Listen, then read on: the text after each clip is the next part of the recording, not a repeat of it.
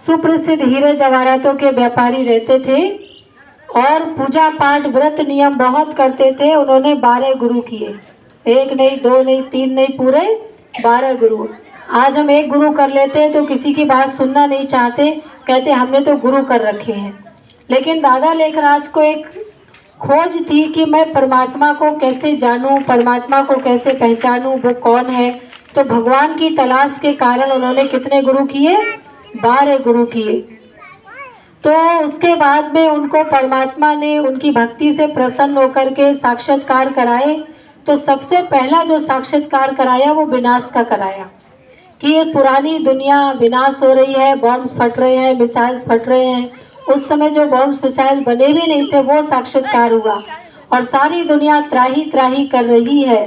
तो उन्होंने कहा प्रभु बस कीजिए, अब अपना मोहिनी रूप दिखाइए। तो उसके बाद उन्होंने क्या देखा कि इस दुनिया में फिर से उस विनाश के बाद में फिर से ऊपर से सितारे आ रहे हैं और नीचे सुंदर देवी देवता के रूप में परिवर्तन होते जा रहे हैं। बहुत सुंदर स्वर्गिक दुनिया, श्री कृष्ण बांसुरी बजा रहे हैं, गोपियां रास कर रही हैं। ऐसी सुंदर दुनिया का उन्हें साक्षात्कार हुआ और परमात्मा ने उनको दिव्य साक्षात्कार कराया कि तुम्हें ऐसी दुनिया बनानी है। देखो देवी देवता भी 2 आंखें हैं आप ही की तरह, लेकिन हम में और उनमें क्या अंतर है? देवी देवताओं में और हम में क्या अंतर है? वो पवित्र हैं, हम आज अपवित्र हो गए हैं। उनके अंदर दैवी गुण हैं और हमारे अंदर कैसे गुण आ गए हैं? आसुरी अवगुण आ गए हैं, बुराइयां आ गई हैं, विकार आ गए हैं। इसलिए हम मंदिर में जाते तो भगवान के आगे गाते तो रोज है, विषय विकार मिटाओ पाप हरो देवा। गीत तो रोज गा लेते हैं, लेकिन विषय विकारों को अपने जीवन से निकालते नहीं हैं। तो परमात्मा ने आकर के एक ऐसा श्रेष्ठ ज्ञान दिया।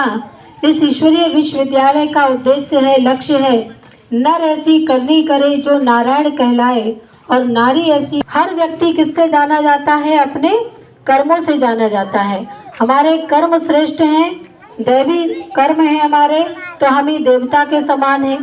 देखो किसी के घर में अच्छी बहू आती है तो क्या कहते हैं? लक्ष्मी आई है। लेकिन अगर उसके कर्म अच्छे नहीं है, ठीक से नहीं रहती है, लड़ाई झगड़ा करती है, तो लक्ष्मी से क्या बन जाती है? कुलक्ष्मी बन जाती है ना। भगवान ने हम सबके अंदर अच्छे अच्छे गुण भी दिए हैं, लेकिन इस संसार में पाठ बजाते बजाते हम अपने आप को भूल गए। तो ईश्वरीय विश्वविद्यालय